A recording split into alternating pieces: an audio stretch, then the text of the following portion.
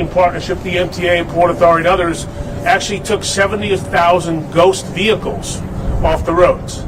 Bikes, e-bikes, mopeds, motorcycles, and cars. And yet here we are helpless with these ghost drones flying above. We also know that, as Nicole said, this is a public safety issue because there were reports out of New Jersey how somebody who needed to be medevac to a hospital was prevented from doing so because of the drones. And we're just supposed to take this lightly? With us at the state level is State Senator Jessica Scarcella-Smith. Thank you. Good morning. You know, one of the best sayings is that sunlight is always the best disinfectant. And leaving people and our community up to their own devices to decide what these drones might be, could be, and not giving the people answers from the top, from the government officials who are way higher up than any of us here locally, it's not right to us as we get hundreds upon hundreds of constituent requests and questions asking them what this is about, that we have no answer. So this is us standing today demanding an answer. We need to be able to tell our constituents what is going on. And even if you just could provide a little bit more information, is this something of ours? Is this something that you need to do for security purposes? Even if it's vague, an answer is better than look away. Don't look up. That's unacceptable. And the people of New York, the people of New Jersey, which I have friends who are complaining that there are dozens upon dozens above her house. She lives by a military installation in Jersey every single night, and nobody's doing anything. We need answers, and we need them now. Thank you.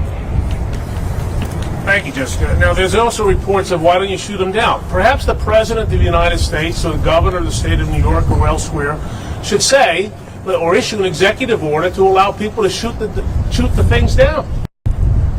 There were those who had said in public life, well, don't be concerned. Some of those people actually said they don't know what they are, but don't be concerned. You can't have it both ways. How can you not know what they are and say you shouldn't be concerned? So we're getting to the point of reckless rhetoric, reckless behavior, and basically, as I said before, you're either lying or incompetent to the people. State Senate Assemblyman Michael Tunis. Thank you to the Borough President for holding this press conference today. You know, tons and tons of constituents have contacted my office. I know they contacted the offices of my colleagues, and we just don't know what to tell them. We just don't know what to tell them because we're not getting any answers, and it's completely inexcusable. They owe it to the taxpayers. We owe it to the taxpayers. We, as representatives of the taxpayers, need to be able to inform our constituents of what the investigation has yielded. And we have none of that.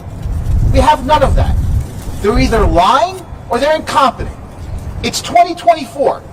You mean to tell me that we don't have the means to find out what these are within our own borders, over New Jersey, over Staten Island, over the tri-state area? Completely inexcusable. And I call, not just on the federal government, I call on the New York State Police, I call on the NYPD to get involved, coordinate, investigate, so we could finally get some answers for our constituents. Thank you. Thank you, Michael. Well, point of personal privilege. At 10:02, I just became a grandfather. Aren't you glad we moved the press conference up? First grandchild, Riley Parker. So congratulations to Kirsten and Bill. I'm sorry about that. I'm sorry about the baby. Anyway. With us, a great fighter locally in the city council, great, not just a great representative, a great person, Councilman David Card. Thank you so much, Borough President. Congratulations, and we appreciate your leadership. Even when families' duty calls, you're here with us today fighting. And I particularly want to thank also the Congresswoman who's been on top of this since this issue first emerged. She's been absolutely a fighter for us in D.C. and here in New York.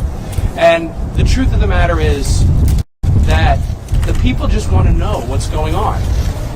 Communication breeds confidence. Silence breeds insecurity. And if this is really nothing, right, then just get us the answer and tell us what it is. When sightings of this nature happen, of this magnitude, and above sensitive locations, above people's homes, they have a right to want to know what is going on. They have a right to answers. And that's all we're seeking. We're seeking answers so that we can calm the situation down, if indeed it is something that is not a big deal. And if it is a big deal, the people also need to be secure in the knowledge that whatever it is, that their government at every level, federal, state, and city, is acting in their best interest, is acting to protect them and their families. And they're never going to know that unless they get the answers that we're all here seeking today. So I thank my colleagues here in Staten Island and throughout the region for their leadership in seeking those answers, and we commit to our constituencies that we're going to get them the security that they deserve. Thank you. Thank you very much, Councilman. And joining us on the North Shore, a great person indeed, a good friend, Councilmember Camilla Hanks. Congratulations. Thank you so much. Once again, you have the entire Staten Island elected officials standing before you today because these times are uncertain. And in these uncertain times, every day adds a new issue that affects our public safety. So the latest are now drones. So I'm not going to belabor the point for time and warmth to repeat everything that my colleagues have said here behind me. But I am here to make sure that the hundreds of constituents that reached out to our office, that I am here with you. Staten Island elected officials are here with you. We are here demanding answers, the NYPD, our government, and anyone and everyone who can let us know what's happening. Again, these times are uncertain and people are afraid. Every day there's a new calamity, a new thing that is threatening our public safety. So I thank our borough president, our congresswoman, and my colleagues standing behind me. It's wonderful to have such colleagues that are always on call and are always there fighting for the betterment of Staten Island. Thank you so much. Stay warm and happy holidays. Thank you, Councilmember. Michelle, you're not going to speak? No. Okay, from Councilman Barrowe's office, Michelle, and from DA McMahon's office, James Clinton. James, want to say something? Thank you. Good morning, folks. James Clinton here on behalf of Staten Island District Attorney Mike McMahon. I want to congratulate the borough president. Also thank him for gathering us here today. You've heard some of the potential public safety risks associated with these drones. It's very easy to imagine a worst case scenario here, but we deserve to know what's flying in our skies. We deserve to protect our airspace. Staten Islanders deserve answers. So too do our neighbors in Jersey, all right? And there's another concern here, which is, we've seen this over the past 4 years really, is when the federal government is not readily forthcoming, or even local government is not readily forthcoming with critical information that Americans are demanding, it's very easy for misinformation, disinformation, and fear to spread, which is something we all want to prevent, right? So the best way to prevent that is transparency. And right now we're not getting those answers. So yes, as the Assemblyman stated, we're calling on the NYPD. We're also calling on federal law enforcement to empower local law enforcement, make sure that we get the resources, technology, and necessary people power here on the ground to conduct a thorough investigation, find out what is going on here, and get those answers back to the American people. The DA's office is here today because this is a nonpartisan issue. This is about government transparency and public safety. Thank you. All right, James, thank you. From Assemblyman Mike Riley's office, Denise, you want to stay? Good morning. I am Denise Pacheco. I represent Assemblymember Michael Riley. I apologize that the Assemblymember could not be here this morning. Like his colleagues before us, he is deeply concerned about the recent drone activity reported in our community. As you've seen today, we are committed to working with our partners in government and law enforcement to investigate this matter. And we'll continue to monitor the situation as it develops. The safety and security of our community, I apologize for that, for our community, of course, is our top priority. Assemblymember Riley encourages Staten Islanders to report any suspicious drone activity to local authorities by calling 311 or 911. Thank you and have a great day. Thank you, Denise. Anybody else? Got everybody? So here you have it. We're speaking with one voice. I think we're speaking on behalf of the voice of people, 500,000 people in Staten Island, millions across this region. I dare say, for those within ourselves, perhaps it's time to call in the Drone Ranger. With all that said, I don't know. Sorry about that. Anyway, the mommy and the baby are doing great. That's most important to me right now. So yesterday we heard from the White House security spokesman John Kirby that these were manned, lawful, airplanes. I guess he was talking. Do you not believe that? And also for the Congresswoman, yesterday Mike Johnson was supposed to be briefed by the White House. Did that happen? And what did they say? So I'll take it. This is part of the reason we're here, right? We're getting a lot of misinformation. We're getting conflicting stories. I venture to say the things that we are seeing, videos I've seen, they don't appear to be manned aircraft. And if the gentleman who spoke yesterday has answers, I think part of what we're saying today is come forward and explain exactly what they know. And if it's our government that's providing, and we've all been there, I served, and Nicole will say in a few minutes, if there's something that's classified, or if there's something we shouldn't be discussing, so be it. But say something along those lines is that everything is under control, you need not be worried because it's us. Part of this vacuum that we've created is that we think it may be somebody else or some other country. So I do not believe the full impact of that statement. I don't know if he was briefed yesterday. I know he said he was going to receive a classified briefing. I tried reaching out to him, but I couldn't get a hold of him earlier today to see if there was any information that could be shared. This is the thing. Yesterday we did receive a staff level briefing. It was not classified, and what they were telling us is that they were corroborating the reports and the videos that had been submitted with the flight plan. And what they found was that at the time that people were observing these drones, there were planes that had passed. However, I raised the question then, drones operate at 400 feet or less. The planes, in order for them to be visible, begin at 1,000 feet in the flight plan. So there's somewhat of a discrepancy there because a lot of people are reporting viewing these aerial devices at a very low altitude. And so I'm not sure that the flight plan would be able to pick up, number one, those drones, unless they are actual airplanes that are above the 1,000. It could be, it could be both.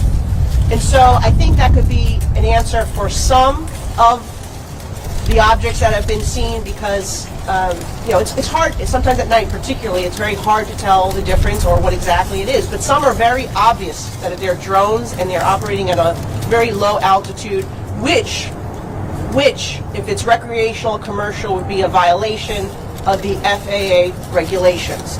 So they need to crack down on it if that's the case.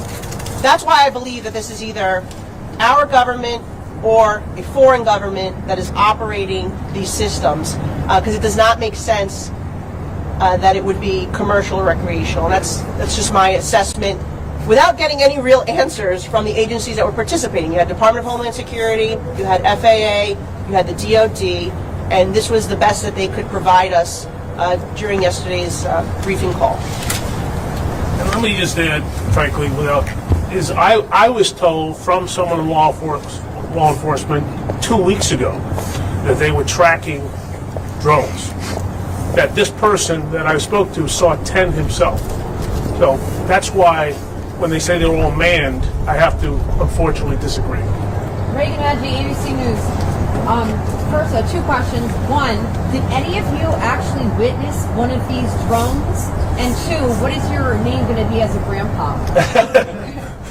That's a good question. The second question is great. I don't know. Everybody else has one, and I haven't come up with it, but thank you for asking. I guess I go with the default of grandpa for now, but thank you. We're blessed. I have not seen one, but literally this morning, my neighbor up the block sent us a video of a drone hovering above our house last night.